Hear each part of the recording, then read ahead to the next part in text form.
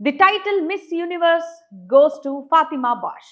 ఈ మాట వినగానే, ఈ అనౌన్స్మెంట్ రాగానే చాలా మంది కాళ్ళ కింద భూమి కంపించి ఉండొచ్చు. ఇంకా చాలా మంది సిగ్గుతో చచ్చిపోయి ఉండొచ్చు. ఎందుకంటే వాళ్ళంతా ఆమెను అవమానించారు. మొహం మీదే నీదో అందమా అని తిట్టేశారు.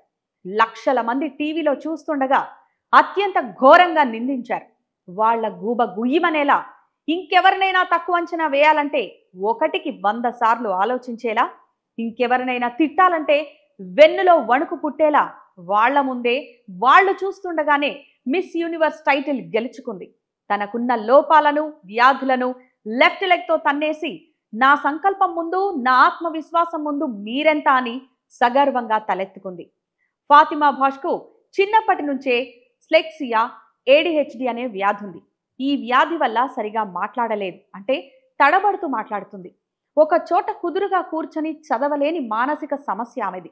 దీనివల్లే స్కూల్లో కూడా చాలా ఇబ్బంది పడింది. ఆమె ఫ్రెండ్సే ఆమెను వెక్కిరించేవారు. అయినా ఆమె ఎక్కడా కుంగిపోలేదు. ఇన్ఫాక్ట్ తానేంటో ప్రూవ్ చేసుకోవాలని ఇంకా గట్టిగా డిసైడ్ అయింది కూడా. అలానే మిస్ యూనివర్స్ దాకా వచ్చింది. అక్కడ కూడా అవమానాలే. శాష్ వేడుకల్లో అందరూ చూస్తుండగానే ఒక జడ్జ్ ఆమెను చాలా దారుణంగా బెదిరించాడు. బండ బూతులు తిట్టాడు. వాటిని కూడా తట్టుకుంది, ఎదిరించింది. నువ్వొక్కడివి తిడితే నేను బెదిరిపోవాలా? నా లోపాలను ఎగతాళి చేస్తే కుంగిపోవాలా? టైటిల్ గెలుస్తా, అది నీ కళ్ళ ముందే అని బహిరంగంగా సవాల్ చేసి మరీ విజేతగా నిలిచింది. గ్రేట్ కదా? Take a bow Fatima Bosch. ఇలాంటి వాళ్ళను కదా మనం ఇన్స్పిరేషన్గా తీసుకోవాల్సింది.